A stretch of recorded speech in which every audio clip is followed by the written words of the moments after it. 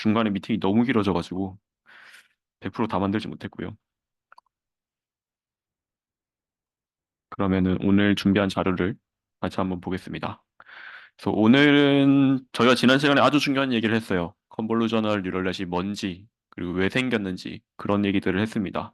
왜 생겼냐라고 하면 사실 파라미터를 아끼기 위해서예요. 이미지가 너무 차원이 크다 보니까 걔를 우리가 전에 배웠던 그 ANN, DNN 뭐 그걸로 해가지고는 도저히 올릴 수가 없습니다. 컴퓨터에다가. 이게 뭐 10만 개 픽셀을 싹 다 웨이트로 연결해가지고 10만 곱하기 1000 이런 매트릭스를 만들어야 되니까 그거는 메모리가 터지죠.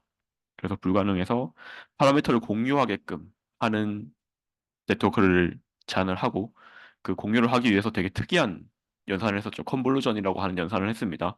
그래서 그 필터라는 웨이트를 작은 뭐 3 x 3, 뭐 5 x 5, 요 정도 사이즈고요. 걔를 옆으로 한 번씩 옮기면서 그 닿는 픽셀이랑 곱하고 그다음 그 곱해진 값을 다 더해가지고 하나의 액티베이션 맵의 값으로 삼았어요. 그렇게 하고 이제 거기다가 뭐 렐루를 하고 풀링이라는 걸 하고 그런 식으로 진행을 했습니다. 그래서 저희가 지난 시간에 뭐 제로 패딩 이런 얘기도 했었고요. 그래서 그 외에도 액티베이션도 있고 뭐 풀링도 있고 그리고 이게 다 끝나고 나면 풀리 커넥티드 레이어 우리가 알고 있는 DNN을 맨 뒤에 연결해가지고 최종적으로 뭔가 예측을 하거나 할 때 사용을 했습니다. 그렇게 해서 다 합쳤더니 이런 식으로 생겼죠. 처음에는 이미지가 들어가고 얘가 여러 가지 필터를 거쳐서 나온 액티베이션 맵들이 있고요. 얘를 맥스 풀링을 해서 사이즈를 줄이고 얘를 다시 컨볼루전하고 또 맥스 풀링하고 그 다음에 이게 엄청 작아지면 그때는 한 줄로 쭉 펴가지고 걔를 ANN에 태우고요. 그거를 한 두 레이어 정도 거쳐서 최종적으로 10개의 아웃풋 유닛을 만들어 두고 각각이 숫자 0부터 숫자 9까지에 대한 예측값으로 삼았습니다. 네. 그래서 컨버전을 뉴럴넷은 이렇게 진행이 되고요. 그리고 학습 자체는 넣을까 하다가 뺐는데 이게 학습이 사실 좀 뭐라고 해야 될까요? 복잡하거든요. 그 하나하나 따지면서 하기에는. 근데 결론적으로는 그냥 그레디언트 디센트를 하는 겁니다. 그래서 각각의 웨이트 값에 대한 그레디언트를 구하고 그 그레디언트가 작아지도록 해야죠. 왜냐하면 로스를 줄여야 되니까 우리는. 그래서 그레디언트가 기울기니까 그 기울기에 반대 방향으로 해서 로스를 줄이도록 내려갑니다. 산을 타고. 그렇게 하는 식으로 학습을 하고 그게 답니다. 근데 이제 이 그레디언트를 손으로 어떻게 계산하느냐를 따지게 되면 이제 뭐 풀링 레이어에서는 백프로포게이션이 어떻게 일어나고 저희 그때 배웠던 거 있죠. 뭐 그 멀티플렉서가 뭐 서메이션이 되고 서메이션이 멀티플렉서가 되고 막 그런 거 있잖아요.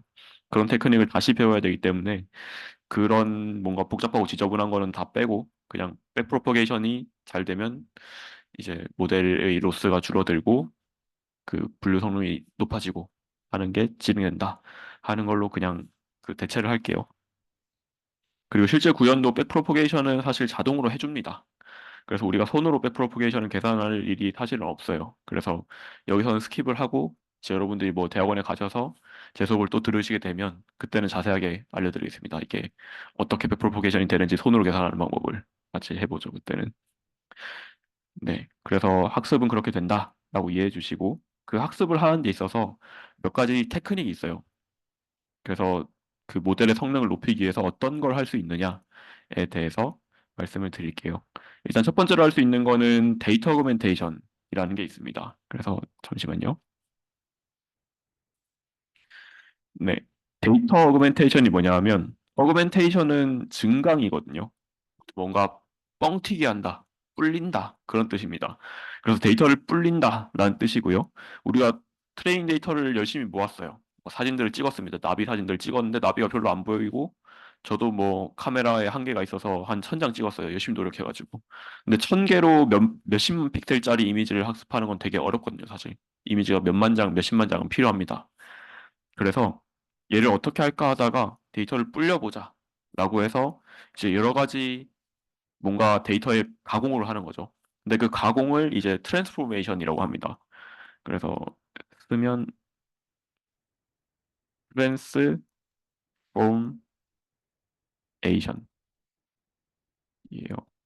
그래서 트랜스는 뭔가 바꾼다는 뜻이거든요. 바꾼다. 그다음 폼은 모양이죠. 모양이고요. 에이션은 명사로 만드는 거고. 그래서 모양을 바꾼다. 그래서 변형이라고 부르죠. 한글로는. 형태를 바꾼다. 변형. 그래서 이미지에 변형을 가해서 다른 모양의 이미지를 만들고 이걸 이제 다른 데이터인 것처럼 취급을 해서 학습에 같이 활용을 합니다. 그래서 이런 이미지가 들어오면 얘를 좌우로 뒤집어요. 그걸 이제 호리존탈, 그 수평 방향으로 플립 뒤집는다. 라고 하고요. 그래서 이렇게 뒤집어 쓸 수도 있고, 뭐, find distortion은 뭔가 그냥 이미지를 확대하거나 줄이거나 아니면 옆으로 옮기거나 그런 걸 의미를 해요. 그래서 이미지를 뭐 확대할 수도 있고 자를 수도 있고 여기다가 이제 노이즈를 껴서 이건 좀 뭔가 지질거리죠, 이미지가. 여기다가 뭔가 랜덤한 노이즈를 꼈습니다. 아니면은 왼쪽 밑으로 이동시켜서 여기는 비었죠, 지금. 빈 거는 그냥 아무 숫자나 채우면 이제 이런 식으로 TV 지질거리는 화면처럼 생긴 이미지가 됩니다. 네, 그렇게 할 수도 있고요. 아니면 색깔을 초록색을 약간 노란색으로 바꿔라 라고 하면 이제 파릇파릇한 이파리에 있는 나비가 단풍 위에 있는 이파리가 그 나비가 되죠. 그럼 다른 데이터라고 볼 수가 있겠죠. 그래서 이렇게 하는 게 어떤 의미가 있느냐라고 보면 이런 겁니다. 나비라는 걸 배우고 싶은데 예를 들어서 우리가 갖고 있는 데이터가 싹 다 나비인데 초록색 잎에 있어요. 그럼 뉴럴넷 모델은 나비에 대한 어떠한 뭐 지식을 배우는 게 아니라 그냥 데이터로부터 배우는 거잖아요. 그래서 초록색 잎 위에 있으면 나비구나. 또는 초록색 잎 위에 있지 않으면 나비가 아니구나. 라고 잘못 배울 수도 있죠. 데이터의 편향이 있어서. 그럴 때 이제 이런 휴 시프트, 이 색깔을 좀 바꿔주면 그러면 아, 단풍 위에도 나비가 있을 수가 있네라고 배워서 이제 모델 성능이 올라가겠죠. 나중에 단풍 위에 나비가 앉았을 때 이걸 나비라고 잘 예측을 하겠죠. 그래서 그런 효과를 노리는 겁니다. 그런 식으로 데이터를 불려서 모델의 일반화 성능을 높일 수가 있다 하는 방법이 있습니다. 네, 그래서 이렇게 이미지의 경우에는 사실 우리가 뭐 일반적으로 할 수 있는 것들이 있잖아요. 이렇게 뒤집거나 돌리거나 뭐 색깔 바꾸거나 할 수가 있는데 이게 특정 태스크에서는 이렇게 가짜 데이터를 만드는 게 되게 어려워요. 예를 들어 보면 우리가 심전도 데이터를 갖고 있습니다. 의료 데이터라서 이 가짜 심전도 데이터를 어떻게 만들지? 라고 생각하면 되게 어렵죠, 사실은. 적당히 노이즈를 살짝 끼는 것 정도는 할 수 있는데 얘를 막 맘대로 잘라서 뒤집고 이런 거는 사실 잘 모르잖아요, 저희가. 뭐 엄청난 사전 지식이 있어서 이 심전도 데이터에 통달한 사람이면 잘 어떻게 고안을 하겠지만 일반적으로 어려운 경우가 있습니다. 또는 사람 눈으로 보기 힘든 경우에는 또 어렵죠. 그래서 어려운 태스크들이 분명히 있고요. 반대로 이런 것들이 성공적으로 잘 되는 태스크들도 있어요. 그래서 예를 들어서 오브젝트 리코그니션 이게 여기에 나비가 있나요? 라고 물어보는 그런 태스크나 아니면 스피치 리코그니션 뭐 그 저희 인공지능 스피커나 아니면 뭐 시리, 빅스비 이런 것들이 우리가 말을 하면 알아듣죠. 그때 이제 데이터 오그멘테이션을 해가지고 모델 성능을 최대한 올려서 지금 잘 되고 있다라고 합니다. 그래서 데이터 오그멘테이션이라는 기법이 있다라는 거를 알아두시면 좋을 것 같아요. 그리고 두 번째는 데이터 전처리입니다. 그래서 프리 프로세싱이고요. 프리 프로세싱은 이제 모든 사람들이 싫어하죠. 시간이 오래 걸리고 힘들고 그렇기 때문에 그렇지만 이걸 해야만 성능이 오릅니다. 네. 그래서 여러 가지 방법들이 있는데 일단 오리지널 데이터가 이렇게 생겼다고 할게요. 이렇게 분포되어 있습니다. 이 하나의 점이 데이터 하나고요. 저희 챌린지로 생각하면 하나의 점이 이제 한 명의 키, 몸무게, 뭐 혈당 이런 것들이 있는 값들이라고 보면 되겠습니다. 그래서 이것들이 이렇게 분포가 돼 있는데 첫 번째로 할 수 있는 전처리는 이겁니다. 지금 평균이 여기쯤 있어요. 그렇죠? 무게중심이. 그래서 중심에 있지 않아요. 얘를 중심으로 옮길 수가 있겠죠. 그게 이제 제로 센터링이라고 하고요. 그래서 센터, 가운데가 0이 되도록 제로 센터를 할 수가 있습니다. 그게 첫 번째 방법. 두 번째는 노멀라이제이션이라는 거고요. 노멀라이제이션은 뭐냐 하면 그 벡터가 이렇게 있으면 노멀라이즈를 하면 방향은 일정하고 크기가 1로 바뀌는 거거든요. 이 길이가 1로 바뀌는 건데 그거랑 비슷합니다. 데이터들이 이렇게 쭉 퍼져 있으면 걔가 너무 퍼지지 않고 적당히 퍼져 있도록 이렇게 줄여주는 거고요. 그래서 요걸 이제 노멀라이제이션이라고 합니다. 정규화라고도 하죠, 한글로. 그 다음으로 할 수 있는 거는 디코릴레이션이라고 해요. 그래서 코릴레이션은 그 릴레이션은 관계죠. 코릴레이션은 코는 서로 서로라는 뜻이거든요. 이치하도. 그래서 상호관계입니다. 그 D는 뭐냐 하면 not이에요. 그래서 상호관계를 깨는 거죠. 그래서 첫 번째 차원과 두 번째 차원이 되게 관계가 깊다. 예를 들어서 첫 번째 차원은 키고 두 번째 차원은 몸무게예요. 그러면 사실 키와 몸무게는 되게 상관계가 크긴 하죠. 물론 이걸 무시하는 사람들도 있지만 보통 키가 크면 더 무겁죠. 그래서 그런 데이터의 경우에는 이 두 가지 축의 상관계를 깨겠다라고 해서 이제 각 차원이 독립적인 의미를 갖도록 할 수가 있습니다. 그래서 그게 이제 디코릴레이션이라고 하고요. 그 다음에 이제 화이트닝이라는 게 있어요. 이거는 데이터를 뭐 희게 만든다 뭐 그런 뜻이잖아요. 그냥 직역을 하면 이건 뭐냐 하면 노멀라이제이션이랑 디콜레이션을 합친 거예요. 그래서 노멀라이즈를 하면 사실 이쪽 그러니까 x가 크면 y가 크기 때문에 이렇게 이제 데이터 분포가 돼 있을 텐데 이 x가 크면 y가 크다라는 관계까지 깼어요. 디콜레이션을 해서. 그럼 데이터가 되게 동그래지겠죠. 그래서 이런 식으로 데이터를 깨끗하게 만드는 걸 이제 화이트닝이라고 합니다. 그래서 이게 머신러닝에서 그 뭐 화이트닝 하는 게 되게 많이 사용되긴 하고요. 딥러닝에서는 잘 안 쓰지만 그 외에도 뭐 통계 처리할 때도 화이트닝을 많이 합니다. 그래서 데이터 전 처리에는 이런 것들이 많이 활용된다. 그래서 머신러닝 논문을 보거나 아니면 실제로 코딩을 하다가 이런 단어를 만든다라고 하면 아 데이터를 이렇게 바꾸는 거구나 하고 이해하시면 되겠습니다. 그 다음으로 말씀드릴 거는 웨이트 이니셜라이제이션인데요. 저희가 그 CNN을 처음에 딱 학습을 시작하려고 하면 우리의 필터들이 있잖아요. 그 필터에는 숫자들이 적혀 있다고 했고 걔네들이 웨이트인데 이 웨이트를 초기화를 해야겠죠. 처음에 값을 정해줘야 됩니다. 그래서 그 정해줄 수 있는 제일 뭔가 합리적인 방법은 뭔가 양수가 반 있고 음수가 반 있는 형태, 적당히 작은 숫자들로 처음에 시작을 하고 걔를 학습을 해서 좀 더 키우거나 아니면 한쪽으로 뭐 만들거나 할 수가 있겠죠. 그래서 가장 이상적인 초기화는 적당히 반반 정도가 양수, 음수 이렇게 분포가 되는 걸 거고요. 그 말인즉슨 이제 이 웨이트들의 평균값이 0이다 라고 볼 수가 있겠죠. 반은 오른쪽, 반은 왼쪽이니까 평균은 가운데겠죠. 그래서 그게 이제 제일 일반적으로 생각할 수 있는 방법일 겁니다. 그래서 일반적으로 생각하기를 이 웨이트를 초기화할 때는 제로민, 민이 0이 평균이 0이고요. 그 다음에 베리언스가 약간 있는 그런 가우시안 그 정규 분포에서 값을 랜덤하게 뽑아서 이제 쭉 뿌려주겠다라는 생각을 할 수가 있어요. 그래서 평균은 제로다라고 하면 베리언스가 약간 있다라고 적혀 있죠. 그럼 이 베리언스를 약간을 어떻게 정할 거냐라고 생각할 수가 있을 거고요. 그걸 이제 생각하기 위해서 네, 나온 것들이 두 가지가 있습니다. 네, 안녕하세요. 학기가 시작되니까 되게 좋네요. 그래도 많이 들어오시고 좋습니다.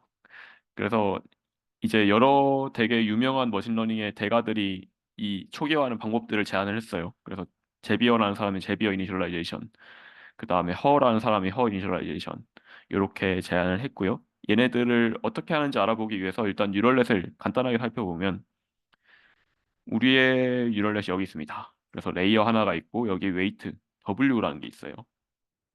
그 다음에 이 레이어에 입력이 있겠죠. 그 입력이 들어가서 웨이트랑 곱해질 겁니다. 뭐 그냥 곱하든 그러면 DNN일 거고 컨볼루전을 하면 CNN일 거고 뭐 그렇게 되겠죠. 그렇게 하고 그 다음에 이제 아웃풋이 나오게 될 거예요. 그래서 우리의 입력 차원을 N인이라고 할게요. 입력 차원. 우리가 만약에 키, 몸무게, 혈당 이렇게 세 가지 데이터를 본다고 하면 입력 차원은 3이죠. 그런 식으로 볼 수가 있고요. 픽셀이 10만 개면 입력 차원은 10만입니다. 그리고 출력 차원. 만약에 우리가 강아지인지 고양이인지 두 가지를 맞추고 싶다라고 하면 출력 차원이 2일 거고요. 숫자 0부터 9까지를 맞추고 싶다라고 하면 출력 차원이 10일 겁니다. 그런 식으로 정할 수가 있고 그러면 웨이트가 만약에 이게 DNN이라고 하면 이 웨이트의 차원이 어떻게 되죠? N in 곱하기 N out이 되죠. 그래서 세로 방향으로는 N in, 해당하는 값들이 있고 가로 방향으로 n 아웃에 해당하는 값들이 있는 웨이트입니다.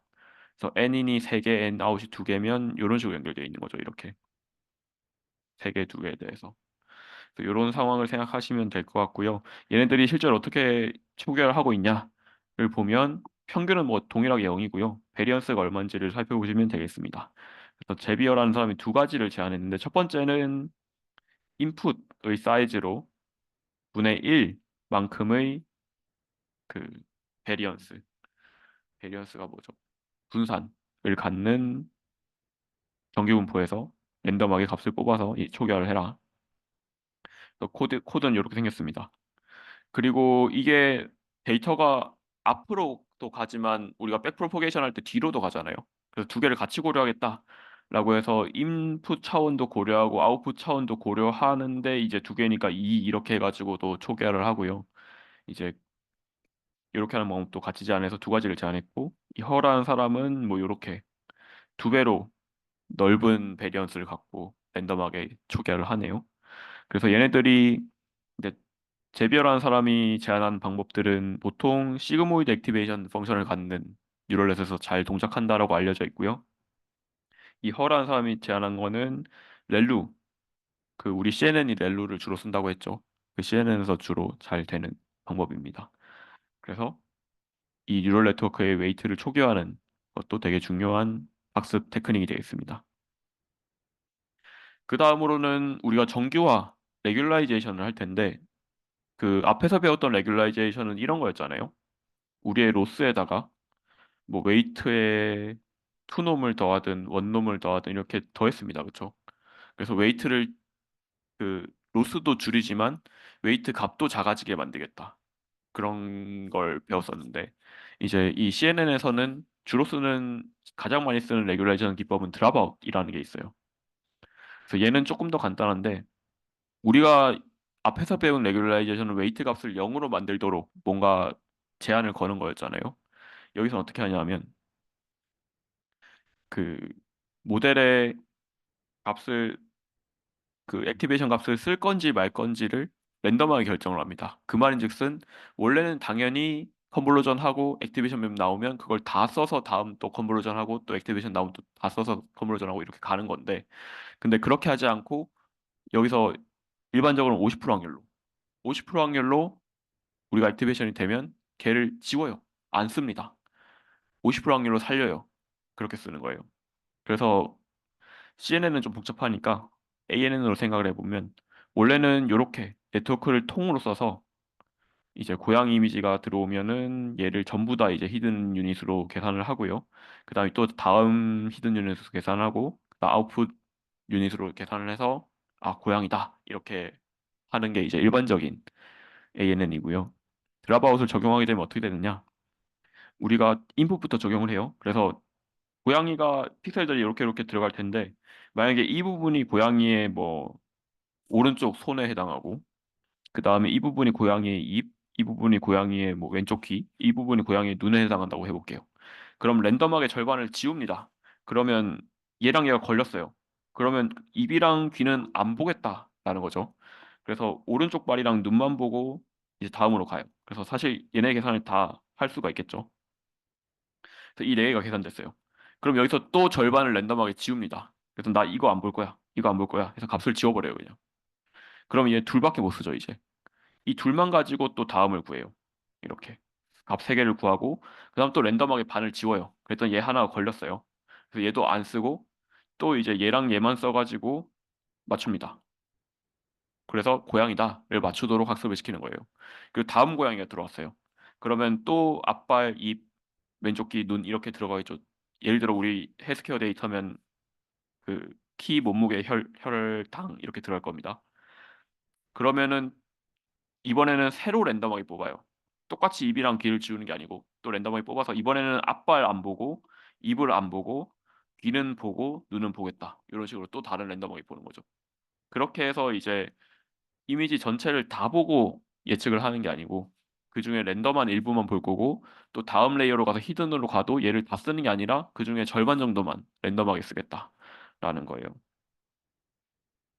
네. 그렇게 하면 어떤 효과가 있을까라는 생각이 들겠죠. 이게 무슨 레귤라이제이션이냐라고 라는 생각이 들 텐데 두 가지의 효과가 있습니다. 그래서 천천히 소개를 해드리면 첫 번째는 뭐냐면 특정 뉴런이 되게 중요한 걸 다 배우지 못하게끔 하는 거예요. 그래서 만약에 이 뉴런이 제일 중요해요, 여기서. 이 뉴런이 사실 모든 걸 다 배우고 있어요. 그래서 고양이의 앞발이든 입이든 귀든 눈이든 모든 정보가 다 여기로 흘러 들어갑니다. 그다음에 얘가 다음으로 또 알려주고 그래서 고양이입니다를 알게 됐어요. 그러면은 사실 되게 뭐라고 해야 될까요? 오버피팅이 일어나기 쉬운 게 겨우 이거 하나가 모든 정보를 다 담고 있다는 거잖아요. 여기 숫자 하나가.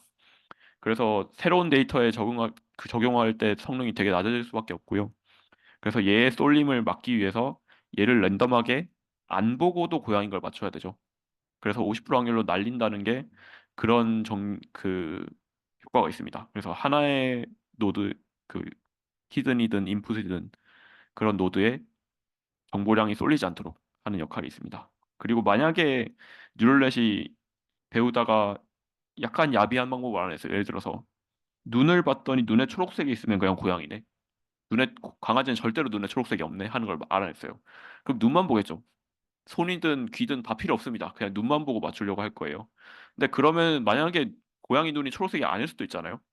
그럼 갈색 눈을 가진 고양이가 들어오는 순간, 너 강아지네? 라고 하겠죠. 그럼 모델이 제대로 예측하지 못하는 상황이 발생할 겁니다. 그래서 그런 걸 방지하기 위해서는 눈을 항상 보지 말고, 이제 50% 확률로는 눈을 안 보고도 맞출 수 있어야 되는 거죠. 그래서 그렇게 학습을 시키는 식으로 해서 이 드랍아웃이 정교화에 되게 좋은 효과를 갖고 있다라고 할 수 있는 게 첫 번째 해석이고요. 다음 두 번째 해석은 뭐냐 하면 우리가 학습을 할 때 랜덤하게 안 보고 했잖아요. 절반을 안 보고 했는데 나중에 테스트를 할 때 모델 학습이 다 끝났어요. 이제 새로운 고양이를 데려와서 얘가 고양이인지 잘 맞추는지 확인해 보려고 합니다. 그때는 어떻게 하느냐? 랜덤하게 안 볼 필요가 없죠, 사실은. 이미 학습이 끝났으니까. 그냥 다 보게 합니다. 그때는. 최대한 성능이 잘 나와야 되니까. 그래서 이걸 다 보게 하면 어떤 효과가 있느냐? 우리가 모델을 학습시킬 때는 예를 들어 이렇게 간단한 네트워크가 있다고 해볼게요. 그래서 두 개, 키랑 몸무게를 보고 혈압을 맞춘다라고 해보겠습니다. 그럼 우리가 모델 학습을 시킬 때는 키랑 몸무게 둘 다 보고 혈압 맞춘 경우도 있을 거고, 그 다음에 키가 랜덤하게 지워져 버렸어요. 그래서 몸무게만 보고 혈압 맞추는 경우도 있겠죠.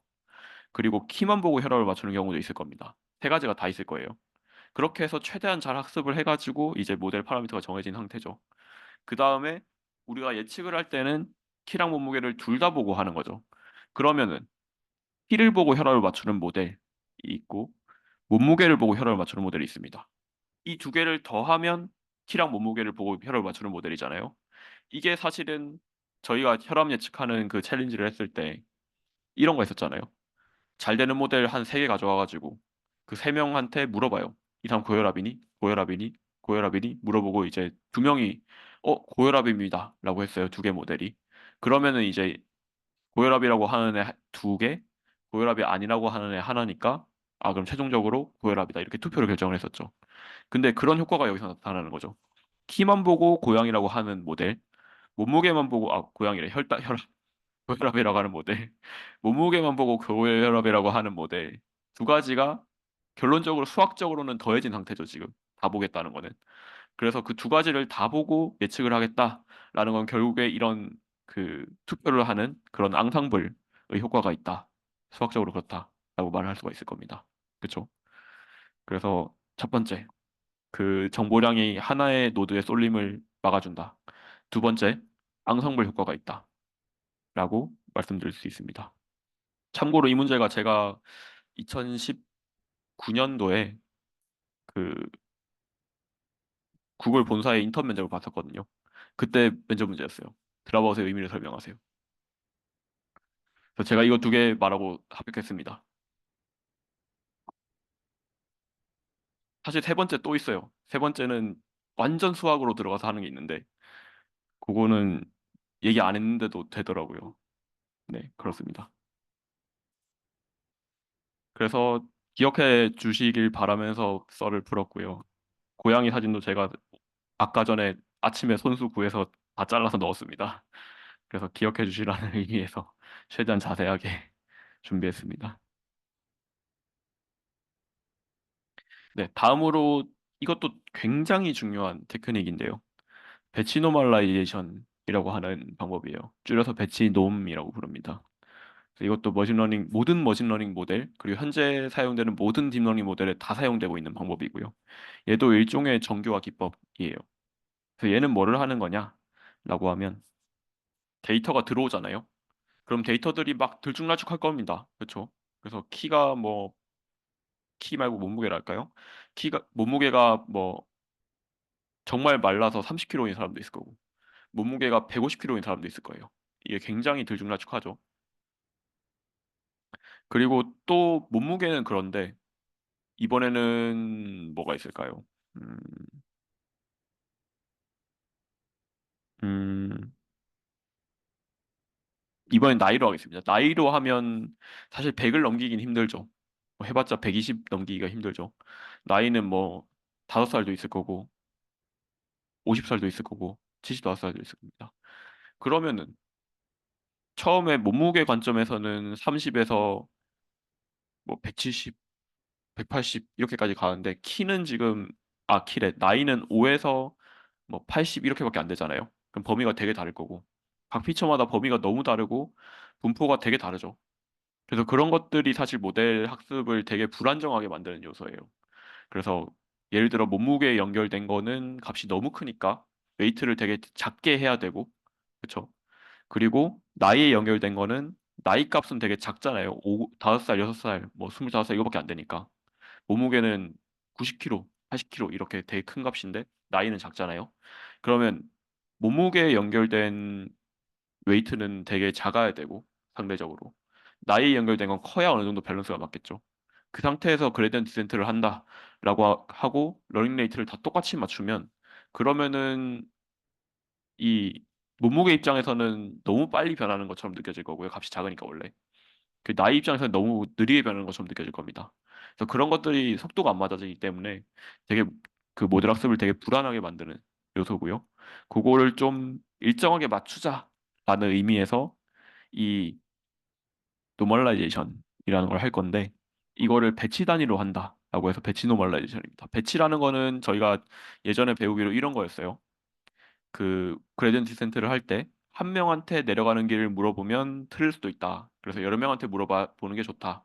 그걸 적당히 이제 계산 속도랑 그 다음에 정확도를 고려해서 한 뭐 64명, 32명 이렇게 물어보겠다 하는 게 이제 미니 배치였고요. 그 미니 배치 단위로 노멀라이제이션이라는 걸 하게 됩니다.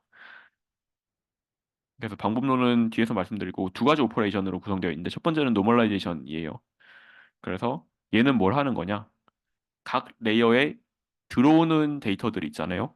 그 데이터의 분포를 일정하게 고정시켜 버리겠다라는 거예요. 그래서 키의 분포 고정, 몸무게 분포 고정, 혈압 분포 고정 이런 식으로 가겠다는 겁니다.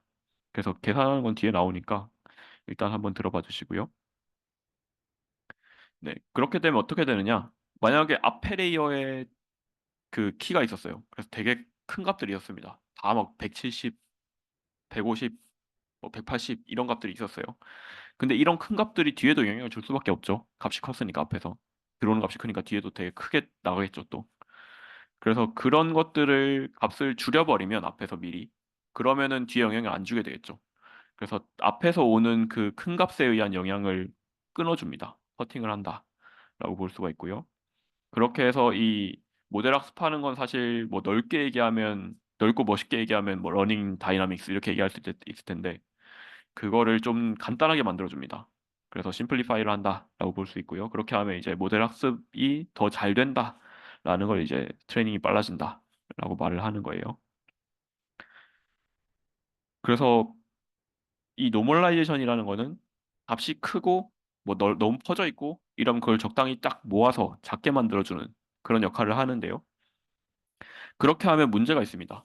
첫 번째 레이어도 평균이 0이고 분산이 1이게 만들었고, 두 번째 레이어도 평균이 0, 분산이 1, 세 번째 레이어도 평균이 0, 분산이 1, 이런 식으로 딱딱딱 맞아떨어지면 좋을 텐데, 그렇게 하면 사실 데이터에 들어있는 정보가 꽤 많이 손실이 일어나요. 실제로 실험을 해봤더니. 그래서 이걸 어떻게 하지? 라고 해서 그 데이터의 표현력을 다시 복원을 합니다. 그래서 리니어 트랜스포메이션 또는 리노멀라이제이션이라고 부르는데요. 리, 다시 리노멀라이제이션 또는 리니어 트랜스폼을 하게 됩니다. 그렇게 해서 네트워크의 뭔가 표현 능력을 다시 복구하는 방법이다라고 적혀 있고요. 이걸 그림으로 보면 좀 이해가 쉬워서 이제 다시 그림으로 설명을 드릴게요. 일단 지난 레이어에 인풋이 있어요. 여기는 뭐 평균도 있고 분산도 있을 겁니다. 그걸 세타라고 표현을 할게요. 데이터들의 평균, 분산 그런 것들이 있을 거고요. 이걸 노멀라이제이션 합니다. 그래서 데이터가 이렇게 있어요. 하나의 미니 배치가 있습니다. 그래서 데이터가 하나, 둘, 셋, 넷, 다섯, 여섯, 일곱, 여덟, 아홉 개 있다고 할게요. 그래서 이걸 이제 저희 혈압 챌린지로 가져가면 아홉 명 사람에 대한 키, 몸무게, 혈당, 뭐 심전도 등등이 이렇게 하나 있고 그게 이제 아홉 개 있는 거죠. 아홉 명이니까. 그래서 엑셀 파일에 이렇게 데이터가 있다라고 생각을 해주시고요. 그래서 아홉 개가 있습니다. 그럼 노멀라이즈를 할 때 키끼리 모아서 노멀라이즈를 해요. 그래서 정결할 때는 현재 의 값에서 키의 평균을 뮤라고 할게요. 평균을 빼고요. 그 다음에 밑에는 분산을 씁니다. 그 다음에 여기다 루트를 씌워요. 그렇게 하면 뭔가 그 평균을 0으로 만들고 왜냐하면 모든 값에서 평균을 빼고 있으니까 이 뺀 것들의 평균은 0이 될 수밖에 없죠. 그 다음에 분산을 1로 만들기 위해서는 데이터들을 그 분산의 루트 값인 뭐라고 하죠? 스탠다드 데비에이션, 표준 편차로 나누면 돼요. 그렇게 하면 그 다음에 분산 공식대로 구해보면 분산이 1이 되거든요. 그렇게 해서 분산을 1로 만들어줍니다. 근데 이제 분산이라는 건 사실 데이터가 퍼진 정도인데 모든 데이터가 다 똑같은 값을 갖고 있어요. 분산이 0이죠. 시그마가 0을 여기다가 집어넣으면 0분의 x 마이너스 뮤잖아요. 근데 분모에 0이 들어가면 무한대입니다, 실제로는. 그러면 뭔가 안 되겠죠. 그래서 그걸 막기 위해서 조그마한 값 0.00001을 하나 추가를 해요. 그걸 입실론이라고 부릅니다. 그래서 이런 식이 만들어지고요. 현재 내 키에서 키의 평균을 빼고 키의 분산의 루트 씌운 키의 표준 편차로 나눈다라고 보시면 되겠습니다. 그렇게 해서 이 전체 9명의 키가 평균은 0이고 분산은 1이 되게끔 그렇게 정교화를 하는 거예요. 그게 이제 첫 번째 오퍼레이션인 노멀라이제이션이 되고요. 다음 혈당에 대해서 똑같이 9명 사람의 혈당의 평균 뭐 100이다라고 하면 100 이렇게 해서 다 100을 빼고요. 그다음 분산이 15였다라고 하면 다 15로 나눠서 평균은 0이고 분산은 1이 되게끔 그렇게 조정하는 게 노멀라이제이션이 되겠습니다. 그 다음에는 어떻게 하느냐? 다시 이제 뭔가 평균이 0이 아니고 분산도 1이 아니게끔 하는 연산을 할 건데 그거를 그냥 1차 함수처럼 하면 됩니다. 그래서 이 노멀라이제이션 하면 일단은 앞에 레이어의 평균과 분산이 몇이든 간에 그 정보가 지워져 버렸죠. 평균이 0이 되고 분산이 1이 돼 버렸으니까. 그래서 앞에 레이어의 평균과 분산은 일단 지워졌고 그 다음에 다시 이 표현력을 살리기 위해서 이 노멀라이즈 된 평균 0이고 분산이 1인 이 데이터에다가 이 감마라는 걸 곱해주고요. 그 다음 베타라는 걸 더합니다. 그렇게 하면은 데이터를 감마만큼 쭉 불려서 베타만큼 옮기는 거죠. 불려서 옮기는 식으로. 그런 식으로 하는 게 이제 요 리니어 트랜스폼이 되고요. 그렇게 해서 구해진 y를 이제 다음 레이어로 넘기게 됩니다. 그래서 배치놈을 한마디로 요약하면 이 데이터들이 있을 때 세로 방향으로 키, 몸무게, 혈당, 1이 한번 평균 0, 분산 1로 딱 노멀라이즈 했다가 다시 새로운 파라미터 감마랑 베타로 다시 이렇게 불려준다. 그렇게 해서 다음 레이어로 보낸다. 라고 하면 앞에 레이어의 평균과 분산에 아예 상관없는 값이 나오게 되겠죠. 그래서 앞에 레이어와의 그 연관성을 끊어버린다. 그렇게 해서 이 모델 학습을 더 안정적이고 빠르게 만들어준다. 라는 특징이 있습니다. 네. 그래서 그러면 이 감마랑 베타는 어떻게 정하나요? 라는 생각이 들겠죠. 감마랑 베타가 뭔데 곱하고 더하나요? 숫자가 몇인가요? 라고 물어볼 수 있는데 얘를 학습을 합니다. 그래서 얘도 그냥 그레디언트 디센트로 학습을 해요. 저희 웨이트 학습하듯이. 그럼 어떻게 되느냐? 이 감마랑 베타를 잘 정해가지고 결국에 최종적인 로스를 최소화하게끔, 최대한 잘 맞추게끔 그렇게 감마랑 베타를 적당히 초기화를 한 다음에 얘를 계속 업데이트를 해가지고 웨이트처럼 업데이트를 합니다. 그게 이제 감마랑 베타고 얘네를 배치놈 파라미터라고도 불러요. 얘네를 학습하는 존재이기 때문에 그렇게 부릅니다. 네, 그렇게 하면 최종적으로 이제 나오는 Y의 평균과 분산은 뭐 평균은 베타일 거고요. 분산은 아마 감마 제곱이 나올 겁니다. 그런 식으로 될 거예요.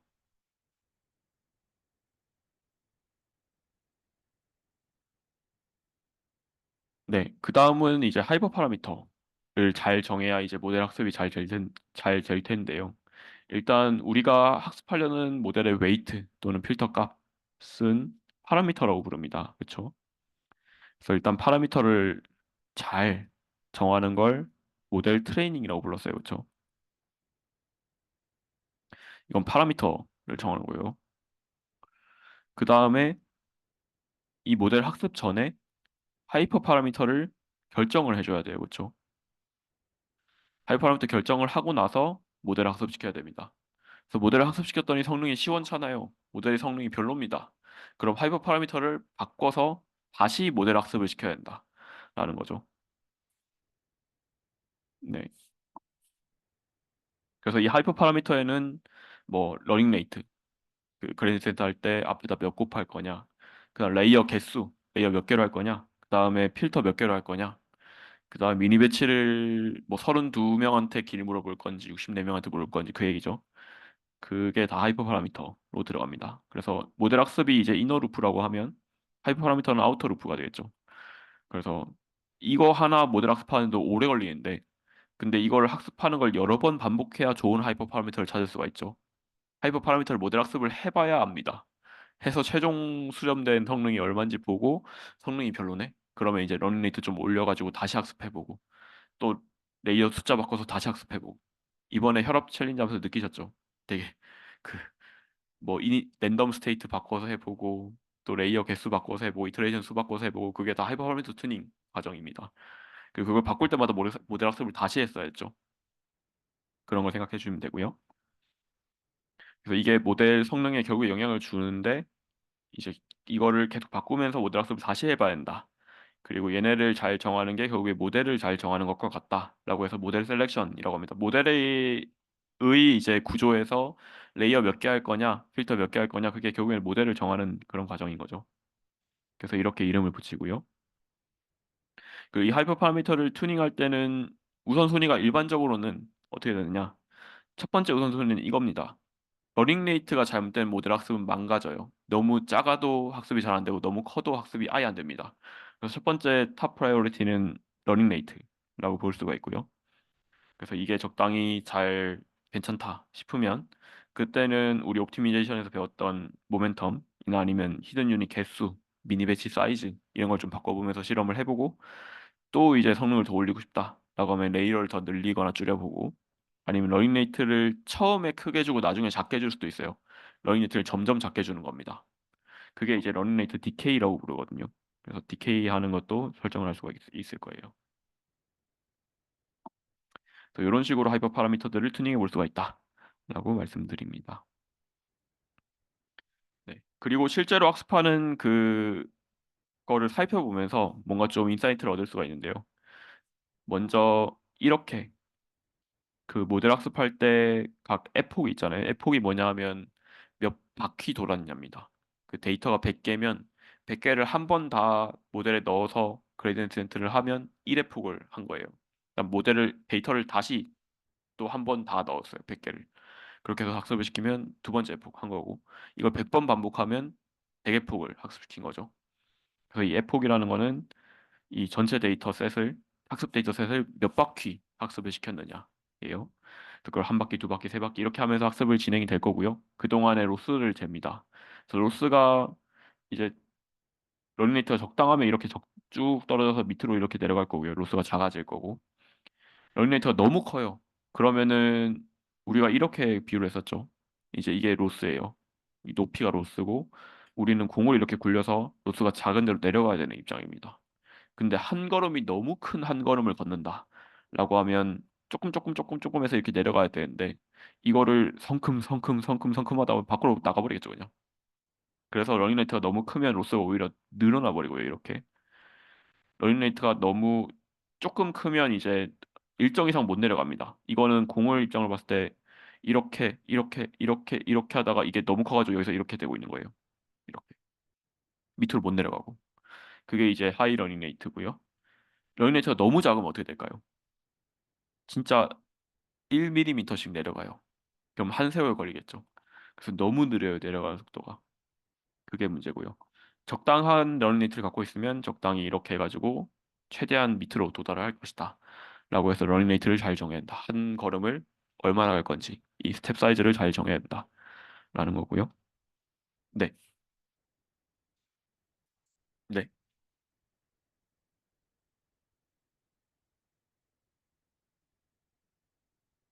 한 가지 또 고민해야 될 게 이거예요. 이게 단순한 이런 빗살무늬 토기 모양이면 괜찮은데 만약에 이렇게 생겼다고 해볼게요. 이렇게. 러닝레이트가 너무 작으면 여기 이렇게 가다가 여기 절대 못 올라가요. 여기 위로 가는 거잖아요. 여기서 러닝레이트가 커가지고 아 오른쪽으로 가겠다 생각을 했는데 러닝레이트가 커서 이만큼 가는 게 아니고 이렇게 갔어요. 그럼 이제 여기서부터 다시 이렇게 내려갈 수 있죠. 그래서 적당히 크긴 해야 됩니다. 이게 너무 작으면 아주 작은 굴곡도 못 넘어요. 이 모델이. 그래서 뭐 다양한 기법들이 있습니다. 실제로 최근에 나온 논문 중에 어떤 게 있냐면 이 러닝레이트를 처음에 크게 했다가 작게 했다가 또 다시 크게 했다가 또 작게 했다가 하겠다는 게 있거든요.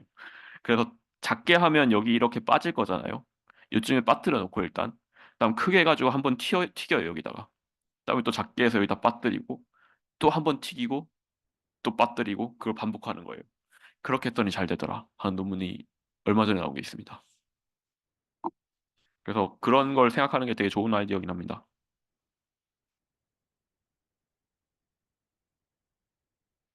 네. 그리고 또 비슷하게 에폭당 에큐러시를 보면서 해볼 수 있는데 이때 이제 트레이닝 에큐러시는 당연히 올라서 100%가 되는 게 일반적이죠. 이제 내가 봤던 거는 다 맞출 수 있어야 되니까 기본적으로. 근데 이제 밸리데이션 셋이라고 해서 우리가 학습 때 쓰지 않는 데이터를 일부 남겨두고 얘네에 대한 성능을 재봅니다. 그렇게 했을 때 오피팅이 없으면 트레이닝 에큐러시랑 거의 똑같은 밸리데이션 에큐러시를 얻게 될 거고요.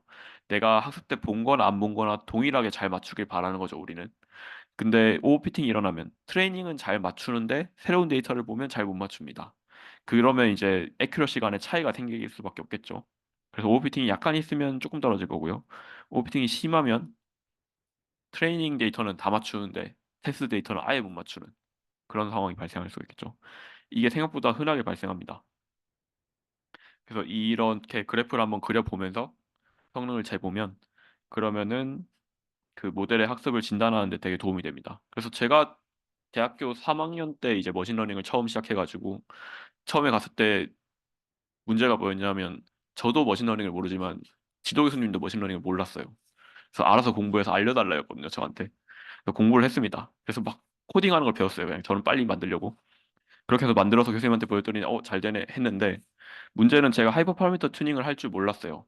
그래서 그냥 깜깜이로 했습니다. 그냥 저희 이번에 혈압 챌린지 하듯이 그냥 그 레이어를 하나 늘렸다가 눌려보고 해보고 잘 안 되면 또 줄여서 해보고 또 잘 안 되면 유닛 개수 늘려서 해보고 또 잘 안 되면 줄여서 해보고 또 안 되면 러닝레이트 빠르게 해보고 느리게 해보고 그렇게 했었는데 근데 얘를 진단할 줄 알면 되게 쉽게 바꿀 수 있거든요. 예를 들어 오버피팅이 심하다라고 했는데 모델을 더 복잡하게 만들면 오버피팅이 더 심해지잖아요. 그래서 그런 거를 피할 수 있는 거죠. 이 그래프를 봤더니 오버피팅이 심하네라고 하면 모델을 더 단순하게 만들거나 레귤라이제이션을 더 걸거나 그런 식으로 진단을 했어야 되는데 그러지 못했던 게 약간 후회가 되고요. 되고 나서 이제 이걸 배우고 나서는 좀 많이 더 빠르게 이걸 튜닝할 수 있게 돼서 좋은 것 같습니다. 그래서 이런 거를 잘 살펴보고 이제 더 좋은 모델을 만드는 게 되게 도움이 되고 그래서 귀찮지만 이런 그래프를 그려보시는 걸 추천드립니다. 그 학습을 시키실 때. 그래서 이 에폭당 로스를 이렇게 그린 그림 있잖아요. 요 그래프 왼쪽. 이거를 따로 이름을 부릅니다. 그래서 러닝 커브라고 부르고요. 커브가 그거잖아요. 곡선이잖아요. 그래서 학습이 진행됨에 따라서 이 로스의 곡선이 어떻게 되는지 그려본다고 해서 러닝 커브라고 합니다. 그래서 얘를 그려보면 되게 도움이 된다 하는 말씀을 드립니다. 그래서 그걸 모니터링을 해라. 그 외에도 뭐 모델이 어떻게 작동하고 있는지를 숫자로 그래프로 찍어보면서 많은 인사이트를 얻을 수가 있습니다. 네, 그래서 CNN 챕터는 여기까지고요. 이제 간략하게 다시 요약을 해드리면 우리의 CNN은 컨볼루전이라는 오퍼레이션을 한다. 그래서 필터를 겹쳐놓고 합성곱을 한 다음에 필터를 한 칸 옆으로 옮기고 또 합성곱하고 또 한 칸 옆으로 옮기고 하고 그걸 반복해서 이제 피처 맵이라는 걸 만드는 그런 과정을 진행을 했었죠.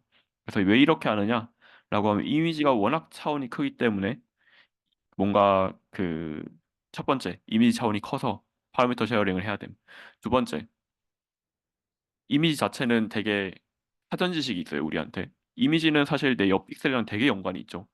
내가 이제 강아지 그림 갖고 있는데 내가 픽셀 딱 찍어더니 강아지 귀예요. 근데 그 옆도 아주 높은 확률로 강아지 귀죠. 그 옆도 아주 높은 확률로 강아지 귀입니다. 그렇죠? 그런 뭔가 로컬한 특성들을 활용을 하기 위해서 필터를 이미지의 일부에다가 씌우고 연산을 해가지고 그 근처 픽셀들이랑 같이 계산을 해서 값을 하나 내는 식으로 그렇게 설계를 했어요. 그렇게 해서 굉장히 이제 효율적이면서도 성능이 너무 잘 나와서 현재도 많이 사용되고 있는 상태입니다. 그래서 이론적으로는 뭔가 스파르스한 인터랙션을 했다. 그래서 모든 픽셀을 다 다음 레이어로 연결하는 게 아니라 모든 픽셀 중에서 내 필터 사이즈만큼만 이렇게 연결을 해가지고 연산을 하는 거죠. 싹 다 연결하지 않고 두 번째는 내 필터를 하나 가지고 모든 픽셀에 다 얹어 볼 거잖아요. 픽셀마다 서로 다른 필터를 쓸 게 아니고 한 필터로 모든 픽셀에 다 훑으면서 계산할 거기 때문에 파라미터를 다 공유를 하고 있죠. 그래서 굉장히 효율적이다 라는 게 있었고요. 그 다음에 이 레이어에는 컨볼루전 연산을 주로 배웠지만 그 외에도 액티베이션 펑션으로 렐루를 쓴다. 그리고 풀링이라는 게 있었고요. 보통 맥스 풀링을 쓰고 근처에 있는 값 중에 제일 큰 값만 살려서 다음으로 보내고 나머지는 버린다라고 했습니다. 그 이유는 중요한 특성을 갖고 있다는 거는 뭔가 값이 크다는 의미고 그래서 값이 큰 것만 살리고 나머지를 지우면 중요하지 않은 특징들을 다 지우고 중요한 것들만 살린다. 뭐 그런 얘기를 했었죠. 그 다음에 그게 다 끝나고 차원이 어느 정도 많이 줄어들면 그때는 fully connected layer, 우리의 DNN을 써가지고 최종적인 예측을 수행을 하겠다라고 해서 얘네들이 같이 이렇게 막 반복되면서 나오다가 마지막엔 이걸로 끝난다. 가 일반적인 구조입니다. 네. 그래서 그 외에도 이제 뭐 모델 학습을 어떻게 잘할 거냐를 오늘 설명을 드렸고요. 그렇게 하면 이제 CNN에 대한 내용은 여기까지 얘기하면 될 것 같아요. 그래서 이 챕터를 일단 끝내놓고 5분만 쉬고 제가 조금 더 준비한 게 있어서 그 다음 챕터 조금 준비한 거를 마저 보고 오늘 수업을 거기까지 해보겠습니다. 5분 쉬고 33분쯤 다시 할게요.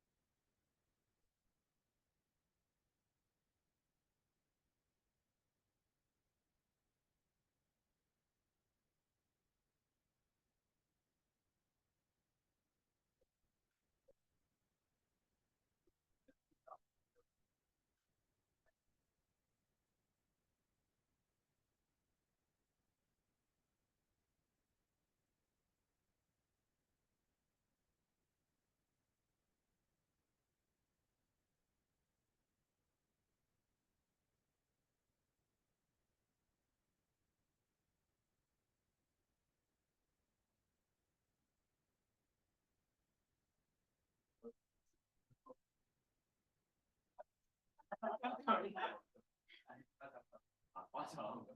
맞아. 따뜻해요. 나 고백 맞으면 대본 있어. 아, 연대도 하나 더 먹지. 1학년 때 하나 했고요. 그다음에 감정대회도 마쳤어요.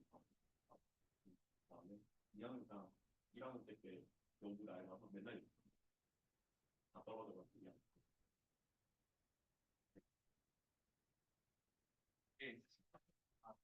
그래서 하나는 나이가 가지고 버렸을 거예요. 하나, 감정대회 좋더라고요.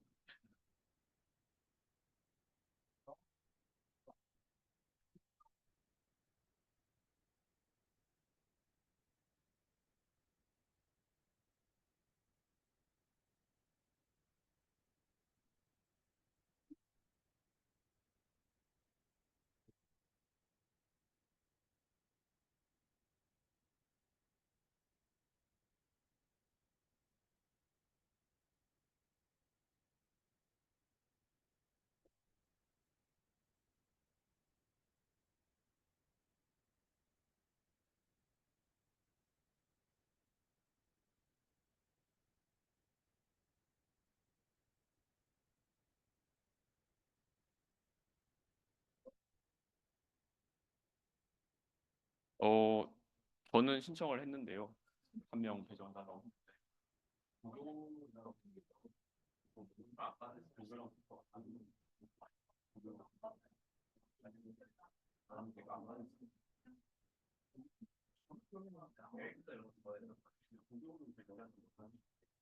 그냥 어느 정도 원래 아무래도 아무도 안 먹어. 아무래도 해야 돼. 네. 골프가 거기서 키운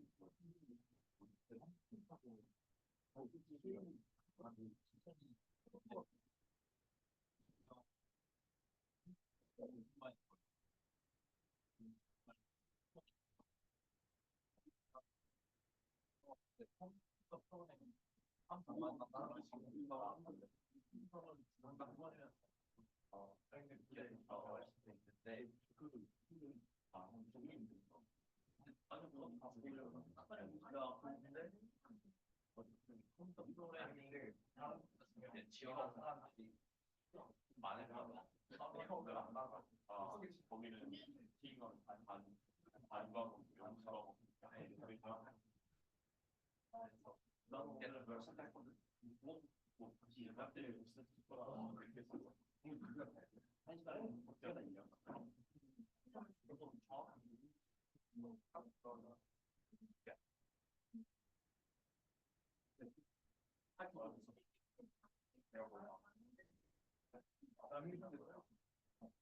저번 수업은 그거도 되게 힘들어.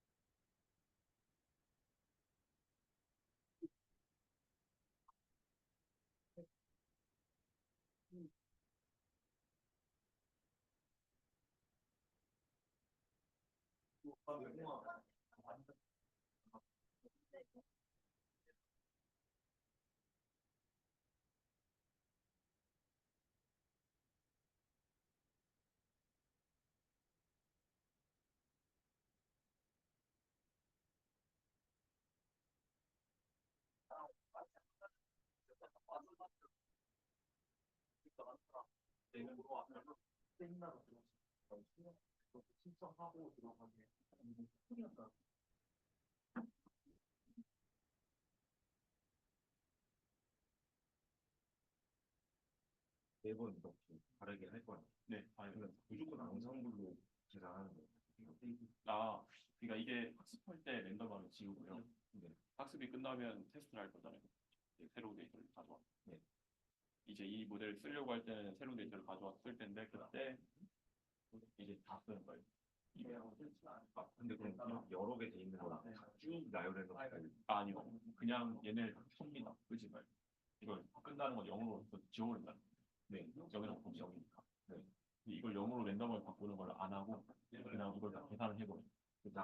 그럼 얘처럼 하나인데 끄고 계산하고 얘네 바꾸다가 맨날 계산 바꾸다가 마지막에 다 켜고. 네. 그래서 굉장히 효율적이죠. 우리 여기 할 필요 없이 하는 거지. 네, 하나밖에 없는데. 아, 그럼 그냥 자동 앙상블 되는 건가? 네. 그냥 하면 돼요. 예측은 똑같아요.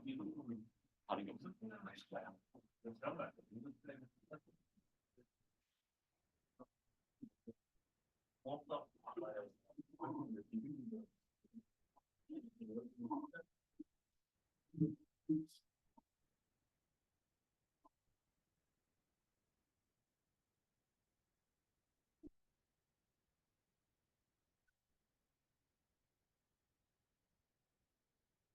네, 그러면 얼른 하고 갈까요? 네, 다음 챕터입니다. 그래서 다음 챕터는 지난 챕터에서 이제 CNN을 처음으로 배웠고요. 이번 챕터에서는 CNN을 어떻게 사람들이 잘 발전을 시켜서 잘 하고 있냐에 대한 얘기를 좀 해볼 거예요. 그래서 역사에 대한 얘기입니다. 사실 기술보다는.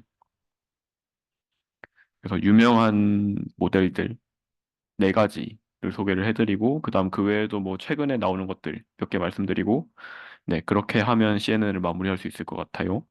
그래서 이 중에 일부를 오늘 해보겠습니다. 그래서 이게 되게 옛날 모델인데 이제 르넷이라고 하거든요. 르가 그거잖아요. 프랑스어로 더인가요? 뭐 그런 뜻으로 기억하고 있는데 그래서 뭔가 뉴럴넷이란 뜻입니다. 그냥. 그래서 얘는 어떻게 되느냐? 이미지를 처리하기 위해서 이제 CNN을 적용한 아주 옛날 사례고요. 보면 98년 논문입니다. 98년에 여러분들이 안 계셨죠? 한 분도. 저는 애기였을 거고요. 네. 그래서 그때 나온 논문이고요.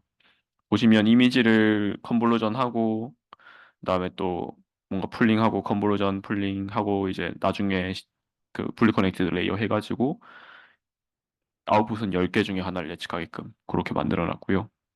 그래서 되게 단순한 구조죠. 컨볼루전 풀링, DNN 두 층 해가지고 끝나는 식으로. 그다음 컨볼루전 할 때는 5x5 필터를 썼다. 그다음 풀링은 2x2 풀링을 했다. 라고 해서 아주 기본적인 모델이 되겠습니다. 이게 되게 옛날 거고 이제 거기서부터 시작을 해서 어떤 게 있었냐 하면 저희 혈압 예측 챌린지 마냥 이미지넷 챌린지라는 게 있었고요. 이게 세계적으로 되게 유명한 대회였습니다. 그래서 해마다 대회를 하는데요. 이게 이미지넷이라고 하는 데이터셋을 분류하는 작업을 대회를 하는 거예요. 누가 덜 틀리나 많이 맞추나 그걸 경쟁하는 겁니다. 전 세계 사람들이. 그래서 어떤 거냐면 대충 이런 겁니다. 뭐 강아지인지 고양이인지 맞춰라 이걸보다 좀 더 자세하게 강아지도 뭐 보더콜리냐 말티즈냐 또 뭐가 있죠? 요크셔 테리어냐 그런 것들을 다 이제 레이블을 달아놓고 해서 맞추는 거고요. 그 다음에 고래도 뭐 흰수염 고래 무슨 고래 뭐 향유 고래 다 있고요. 그렇게 해서 총 클래스 개수가 무려 1000개입니다. 그래서 1000개 중에 하나를 맞추는 거예요. 아니면 1000개 중에 5개 그러니까 1등부터 5등까지 예측 결과가 있잖아요. 그 5개 안에 정답이 있으면 맞추는 걸로 해서 좀 더 쉽게 하는 거죠. 그렇게 하면. 그래서 1000개 중에 하나를 맞추거나 그게 이제 탑 원 에큐러시라고 하고요. 하나 맞췄을 때 에큐러시. 그다음에 1000개 중에 5개 클래스를 후보로 제출을 하고 그게 이제 맞으면 정답. 5개 중에 정답이 있으면 정답으로 하고 5개 중에 정답이 없으면 오답으로 해서 그렇게 해서 하는 탑 5 에큐러시를 측정하는 식으로 그런 식으로 이제 대회를 진행을 했고 이제 해마다 우승자들의 에러예요, 이거는. 그래서 28.2라는 거는 28.2% 확률로 틀린다는 겁니다. 그래서 71.8% 확률로 맞춘다는 거죠. 린이라는 사람이 제안한 방법이 1등을 했다는 얘기고요.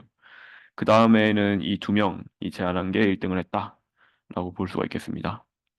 그 다음에는 알렉스넷이라는 게 1등을 했고, 그 다음에 GF넷이라는 게 1등을 했고, 그 다음 VGG 1등, 그 다음 구글넷 1등, 레지넷, 그 다음에 뭐 이거는 튜닝을 했다고 기억하고 있고, 그 다음에 세넷 1등, 그 다음에 휴먼, 이거는 사람한테 이미지를 보여주고 1000개 중에 맞춰봐라 시키는 거예요. 그렇게 했더니 생각보다 잘하지 못해요. 95% 확률로 맞추고 5% 확률로 틀린다는 겁니다. 그래서 잘 보시면 2014년을 기점으로 2015년부터는 사람보다 잘해요. 인공지능이. 그래서 거기서 어떤 일이 있었냐를 이 그래프에서 볼 수 있는 거는 이게 레이어 개수거든요. 그래서 거의 1, 2 뭐 이러다가 8, 19, 22 하다가 여기서 빵 뛰죠. 이렇게 빵 뜁니다. 그래서 152 레이어가 돼요. 한 방에. 22 레이어 쓰다가 거의 7배가 됐죠. 그러면서 성능이 사람을 이겼어요. 그 말인즉슨 여기서 시사하는 바는 뭐죠? 이 딥러닝이 모델이 깊어지면 성능이 뛰더라라는 거죠. 그래서 어떻게 해서 깊게 만들어가지고 성능을 뛰게 했느냐를 공부를 해볼 거고요. 먼저 처음에 이제 CNN이 적용된 거는 2012년입니다. 이때 이제 알렉스넷이라는 모델을 제안을 해서 8층짜리 네트워크고요. 여기다가 이제 뭐 동식물 이미지들을 넣고 예측을 하게 시켰더니 에러 레이트가 16.4%였더라 하는 결과가 나오면서 1등을 한 거죠, 이 사람이 12년도에. 그래서 요런 모델을 제안을 했어요.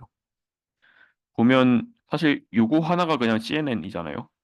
이런 뭐 필터가 여기는 몇 개지? 48개, 필터 128개, 192개, 192개, 128개 이렇게 하고 그 다음에 필터 사이즈는 5x5, 3x3, 3x3, 3x3 해가지고 쭉 컨버전을 한 다음에 마지막에 이제 풀리 커넥티드 FC 레이어를 두 층 쌓아가지고 마지막에 1000이라고 적혀 있죠.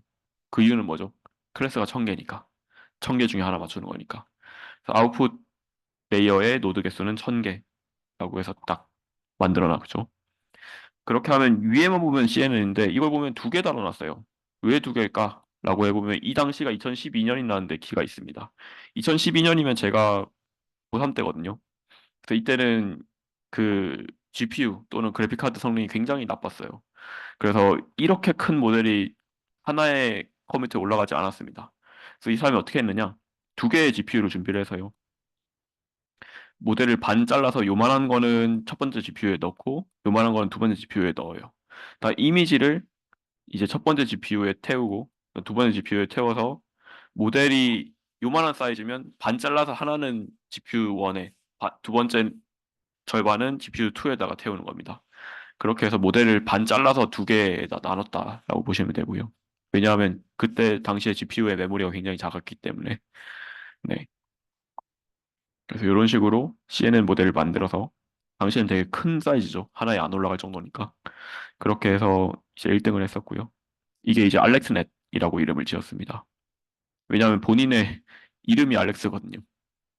그래서 당시엔 자기 이름으로 짓는 게 유행했었어요.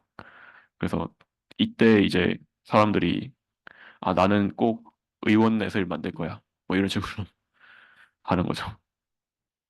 그랬던 시절이고요. 이 뉴럴넷의 구조를 잘 설계하는 게 되게 중요한 연구 주제였습니다. 당시에는 지금은 아니지만.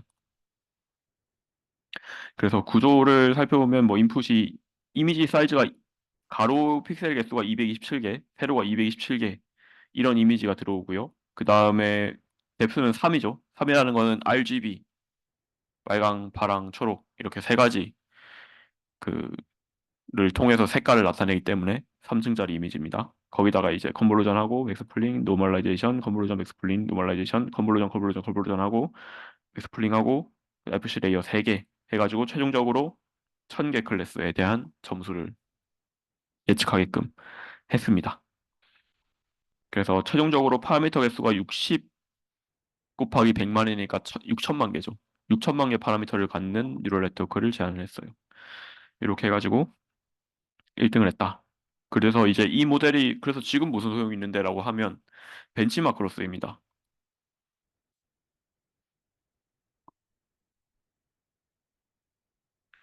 벤치마크가 뭐냐면 비교 실험할 때 쓴다는 말이에요. 그래서 우리가 새로운 모델을 만들었는데 이게 잘 되는지 궁금하다라고 하면 우리가 이미지넷에서 분류를 해볼 수가 있겠죠. 그렇게 했을 때 에러 레이트가 대충 15다라고 하면 얘는 16점 몇이었어요. 제 기억이 맞다면 16.4였어요. 그럼 얘는 에러 레이트가 16.4고 우리는 15니까 우리가 알렉스넷보다 좋다라고 비교를 할 수가 있는 거죠.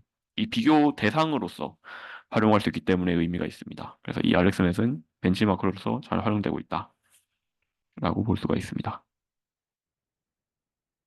네, 그래서 뭐 이 방법의 의의는 일단 렐로라는 걸 처음 썼다고 하고요.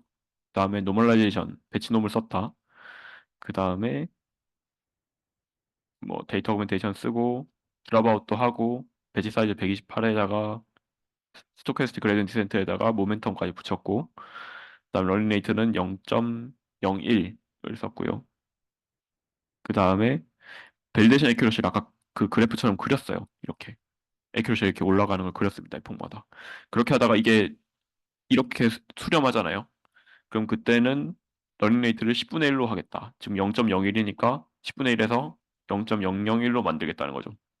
그렇게 하면 아까 이 관점에서 봤을 때 이게 아, 이렇게 가다가 일정에서 못 내려갈 때 이걸 10분의 1로 줄여주면 다시 이렇게 갈 거거든요. 그래서 그런 효과를 노리는 겁니다. 이렇게 하다 다시 이렇게 돼요. 밸리데이션 애큐러시를 재보면. 그래서 이런 식으로 러닝 레이트 디케이를 했고요. 앞에 이제 있었죠.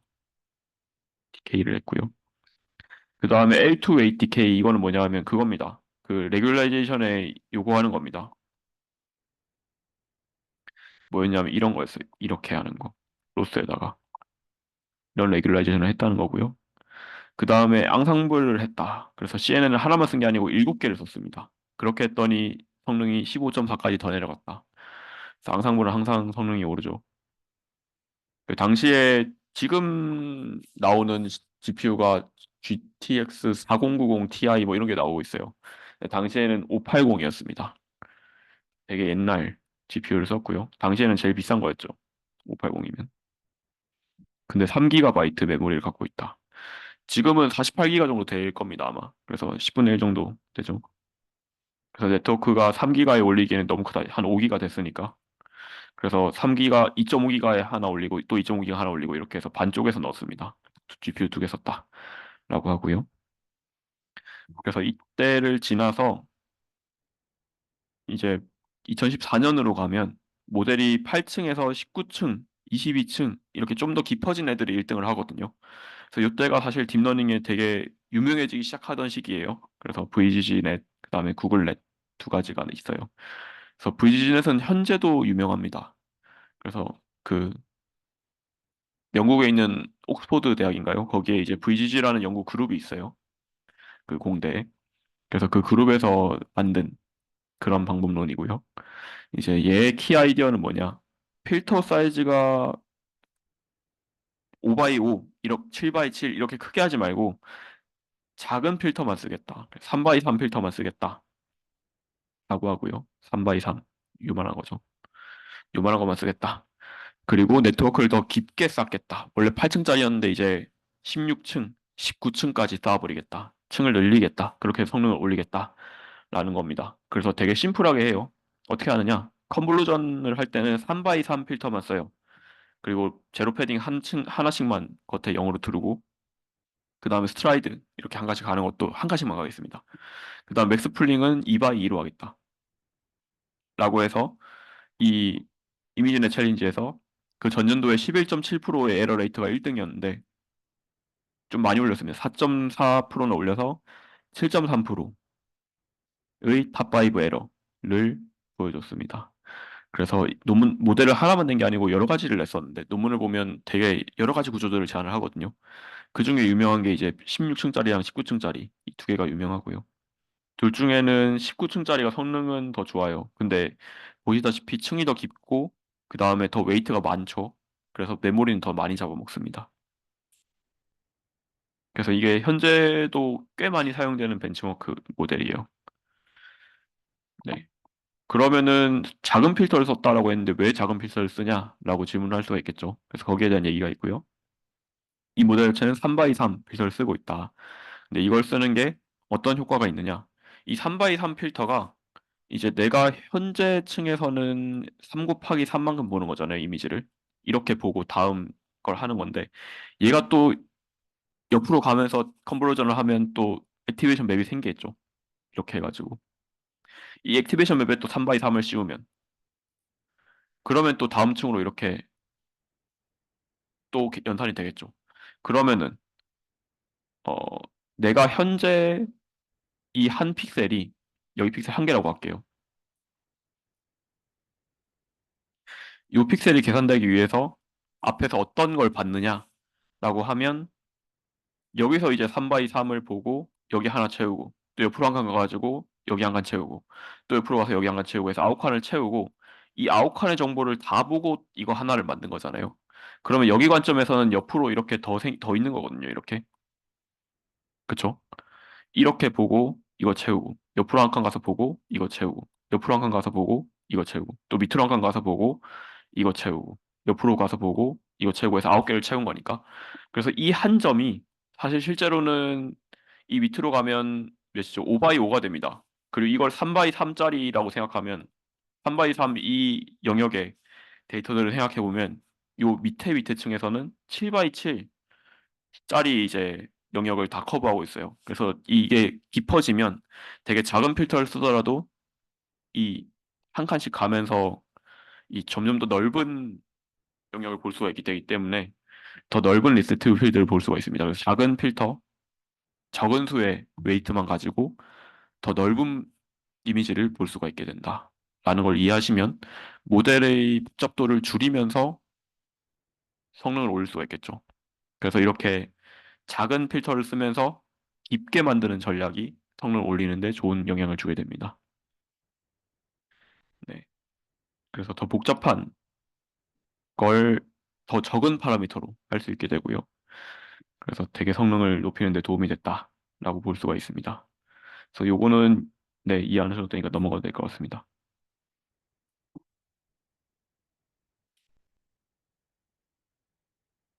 네, 그래서 모델 구조를 면밀하게 살펴보면 뭐 인풋부터 시작해서 마지막에 1000개 차원의 아웃풋까지 나오게 되고요.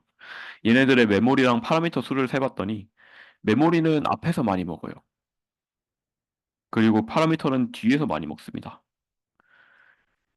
일단 파라미터를 뒤에서 많이 먹는 거는 이해가 될 수가 있어요. 왜냐하면 앞에 컨볼루션은 필터가 하나 정해지면 그 웨이트는 계속 공유하면서 계속 연산이 되잖아요. 근데 뒤에 FC 레이어는 보시면 이제 4096, 딱 여기 512개 곱하기 7 곱하기 7 하면 2500개 정도 되거든요. 그래서 2500개 풀링된 거를 한 줄로 쫙 펴니다. 그래서 2500개 이렇게 있어요. 2500개가. 그 다음에 4096개죠. 4096개가 또 이렇게 있어요. 그래서 이게 입력되면 이게 출력되는 겁니다. 그게 풀리 커넥트니까 DNN이니까 싹 다 연결돼 있다는 거죠. 이렇게 다 연결돼 있어요. 그럼 파라미터 개수가 몇 개죠? 7 곱하기 7 곱하기 52 곱하기 4096 해서 1억 개예요. 그래서 이 층 하나에 파라미터가 1억 개가 들어 있습니다. 그래서 이 풀리 커넥티드 레이어를 하나 쓰는 순간 엄청난 양의 파라미터가 생기는 거죠. 그리고 생각해보면 앞에 컨볼루전을 보면 파라미터 개수가 해봤자 3만 개 이렇거든요. 여기서 아무리 많아도 200만 개 이렇게 되는데 뒤에 FC를 가면 그냥 자릿수가 너무 다르죠. 1억 개 이래 버리니까 이 풀리 커넥티드 레이어가 얼마나 파라미터 개수가 많은지가 눈에 딱 보이죠. 이 사례를 보면.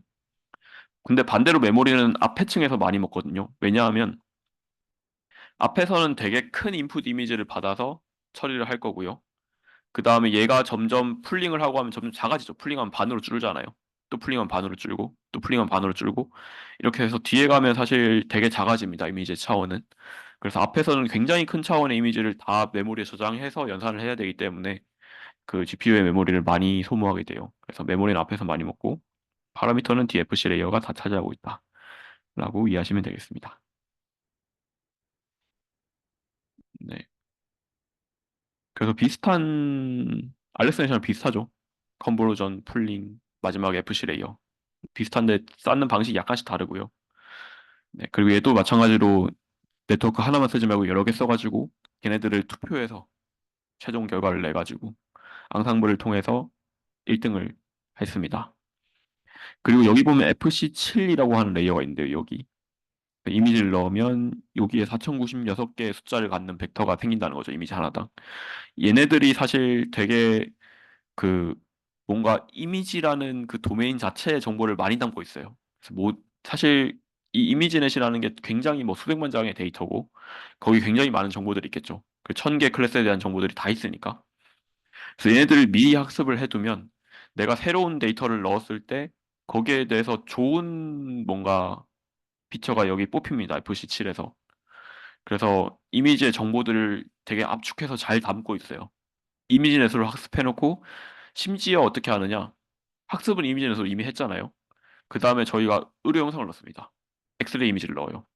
그렇게 한 다음에 여기 나오는 중간 이 4096차원의 벡터를 뽑아내요. 이 벡터를 다른 데다 씁니다. 이걸 이제 뭔가 그 우리 머신러닝 모델에 입력을 쓴다던가 아니면 이걸 가지고 뭔가 통계 분석을 한다던가 그런 데 쓰는 거예요. 그렇게 하는데도 성능이 잘 나와요. 왜냐하면 이 이미지넷이라는 게 굉장히 방대한 데이터고 온갖 정보가 다 담겨 있고 그걸 다 학습한 모델을 활용하는 거기 때문에 완전 의료영상은 완전 사실 다르잖아요. 의료영상 하나도 안 들어있고 그 이미지넷 데이터에는 그럼에도 불구하고 되게 좋은 정보들이 뽑혀 나옵니다. 그래서 많이 활용되고 있습니다. 그래서 만약에 뭔가 이미지를 처리하는데 사전학습된 모델이 필요하다라고 하면 그냥 이미지넷으로 사전학습된 모델이 그 인터넷에 공개돼 있거든요. 그걸 그냥 다운받아서 우리 모델에 적용하는 것도 나쁘지 않습니다. 그래서 실제로 제가 작년 10월에 발표했던 논문 중에 그 뇌영상, MRI 영상을 가지고 하는 게 있었는데 걔도 이제 이미지넷으로 미리 학습한 뒤에서 배울 댄스넷이라는 게 있거든요. 걔를 불러와서 이제 네트워크 초기화할 때 아까 적당히 0에 가까운 걸로 초기화한다 했잖아요. 그렇게 하지 말고 그냥 이미지넷에서 학습된 모델을 가져와서 이걸 이제 초기 값이라 생각하고 거기서부터 이제 의료 영상 넣고 학습을 시켰는데 그렇게 하는 게 성능이 훨씬 좋아요. 모델이 크면 학습하는 데이터가 많이 필요한데 이미 많은 데이터로 학습된 모델을 가져와서 새로운 데이터더라도 학습을 조금만 시키면 성능이 되게 좋게 나옵니다. 그래서 그런 점에서 이런 미리 이미지넷으로 학습된 모델들이 잘 활용되고 있어요. 이 디지털 헬스케어 분야에서도 활용이 실제로 되고 있습니다. 네. 그래서 VGGnet 얘기를 했고요. 그 다음 구글넷이라는 게 있어요. 근데 우리가 처음 배운 게 르넷이었잖아요. 르넷이라는 말이 있죠. 그래서 구글이 제목 지을 때 머리를 씁니다. 아, 우리 구글이니까 구글넷이라고 지을 건데, 근데 옛날에 되게 유명했던 모델 중에 르넷이 있잖아 라고 생각을 하면서, 아, 애를 대문자로 하면 되겠다 라고 생각을 한 거죠. 그러면 구글넷인데 르넷이죠. 그래서 되게 재밌는 이름이 되는데, 네. 이분은 아직도 구글에 있는 걸로 알고 있습니다. 그래서 이분이 2014년에 발표했고요. 그래서 1등을 했었고, 키 아이디어는 뭐냐? 더 깊은 네트워크를 써서 이제 컴퓨테이션 이피션시 좀 더 계산적으로 효율적으로 하겠다라는 거고 22개 레이어를 썼다라는 건 굉장히 깊다는 거죠. 아까 VGG가 16층, 19층이 있었는데 이번에 22층이니까 더 깊어졌습니다. 그리고 구조만 봐도 사실 글씨가 안 보여요. 제가 어떻게든 캡처를 글씨가 보이게 해보려고 했는데 아무리 확대해도 이게 그 화질이 안 좋아지더라고요. 그래서 그냥 포기하고 그냥 글씨 안 보이게 이렇게 넣어왔는데 어쨌든 간에 되게 깊다는 뜻입니다. 그래서 얘가 사실 잘 보면 비슷비슷해요. 이 되게 비슷비슷하게 생겼죠, 다. 실제로는 똑같이 생긴 거를 여러 개 쌓았다라고 볼 수가 있고요. 그러면 이 각각을 모듈이라고 이름을 붙일 수가 있을 거고요. 똑같은 모듈을 여러 개 쌓아놨다라고 이름을 생각할 수가 있고. 그리고 그 모듈의 이름을 인셉션이라고 붙여놨습니다. 그래서 인셉션이라는 영화가 있거든요. 혹시 아시나요? 놀랍게도 이 사람들은 인셉션이라는 영화를 보고 이 이름을 지었어요. 그래서 인셉션이 그 꿈에 들어갔다가 또 꿈에서 또 꿈에 들어가고 뭐 그런 내용이잖아요. 그래서 이게 어떤 의미냐면 이 구조를 보시면 아는데 네트워크 안에 이런 여러 가지 필터가 동시에 적용이 됩니다. 그래서 원래 CNN은 3x3 필터 하나만 적용하는 거잖아요. 그걸 똑같은 모양의 필터를 한 64개 이렇게 적용해서 다음 층으로 가는 건데 구글에서 어떤 걸 했냐면 여러 가지 사이즈의 필터를 동시에 적용해요. 하나의 레이어에서. 그렇게 한 다음에 그렇게 나온 그 피처 맵들을 하나로 합칩니다. 그렇게 하는 식으로 진행되고요. 그래서 네트워크 안에 네트워크가 있다. 라고 해서 꿈속에 꿈이 있는 것처럼 해서 인셉션 모듈이라고 이름을 지었어요. 그래서 파라미터를 획기적으로 줄였고요. 그래서 알렉스넷에 비해서 12분의 1 사이즈고 탑5 에러가 사람에 근접해 사람이 5%였는데 6.7%죠. 그래서 굉장히 좋은 성능을 얻으면서 각광을 받았습니다. 다시 인셉션 모듈로 넘어오면 이제 인셉션 모듈은 여러 가지 사이즈의 컨볼루전을 동시에 하겠다라는 의미고요. 나쁘게 말하면 우유부단한 거고요. 3 x 3으로 할지 5 x 5로 할지 정하면 되는데 그렇게 안 하고 그냥 싹 다 해버리겠다라는 거잖아요. 좋게 말하면 병렬적인 겁니다. 그래서 이것저것 다 시도해보고 그래서 그중에 잘 되는 게 있다면 좋은 정보가 위로 올라가겠죠. 그래서 병렬적으로 진행을 하는 겁니다. 원래는 이거 하나만 이렇게 있었는데 이전 모델들은 이렇게 네 가지나 하는 거죠. 그래서 네 가지 해서 나온 결과들을 하나로 합쳐가지고 다음 레이어로 보내는 식으로. 그게 이제 인셉션 모듈의 아이디어가 되겠습니다. 네. 그래서 오늘 준비한 자료는 여기까지고요. 다음 시간에는 이제 구글넷에 대한 자세한 얘기, 그다음에 뭐 댄스넷 같은 최신 모델들에 대해서 얘기를 하고 CNN을 마무리하고 이제 RNN으로 넘어가면 될 것 같아요. 그래서 저희 시작할 때 공지 드렸듯이 오늘 이번 주 목요일 내일 모레는 제가 급한 일정이 생겨가지고 이제 한번 건너뛰겠습니다. 그리고 이제 다음 주 화요일은 오후 7시에 저희가 회의가 있어요. 그래서 5시로 땡기려고 하는데 혹시 괜찮으신가요? 다들 수업이 있으실 거라서 혹시 안 되시는 분 손 더 많네요. 어떡하지? 7시에 회의면 8시나 9시에 끝날 거거든요. 아예 늦게 하는 방법이 있고요. 또 뭐가 있지? 아예 늦게 하는 방법이랑 아예 일찍 하는 방법이 있나? 모르겠네요. 어, 제가 월수가 아예 아침 일찍부터 밤까지 다 수업입니다. 제가 월수에 수업을 몰아놔가지고 이번 학기에는 그래서 화목이 비긴 하는데요.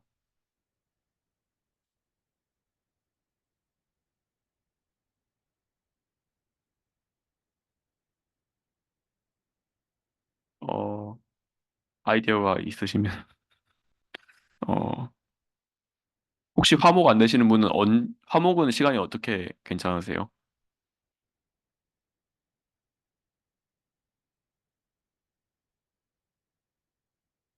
7시.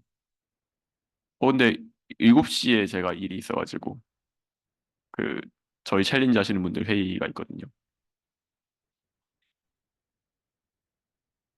아, 그래요. 아, 그러네요. 김철 교수님 수업이네.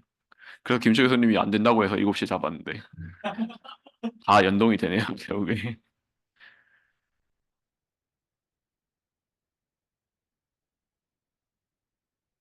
그렇게 할까요? 아니면 아예 늦게 할까요? 8시 반. 저는 준비할 시간이 많으면 좋습니다. 자료를 당일에 만들기 때문에 아침에 하면 한 페이지 만들고 해야 돼요.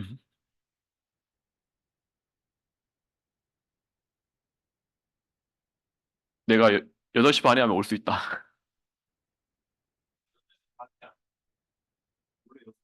아, 작년 2학기에 8시 반에 시작이었어요. 그쵸? 아예 밤늦게 시작했습니다. 그럼 8시 반에 하고 못 오시는 분은 녹화로 편하게 보시고요. 뭐 너무 힘드시면 안 오셔도 됩니다. 이해합니다. 저도 힘들기 때문에. 그치만 끝을 봐야 한다는 생각을 갖고 있어서 일단 그렇게 잡아보고 만약에 저나 여러분들이 너무 힘들거나 너무 하기가 싫거나 그러면 그때 가서 얘기해보죠. 네, 저는 원래는 제이지만 이럴 때는 피가 되더라고요. 그렇습니다. 그러면은 오늘은 여기까지 하면 될 것 같아요. 네, 수고하셨습니다. 다들 집에 가시죠.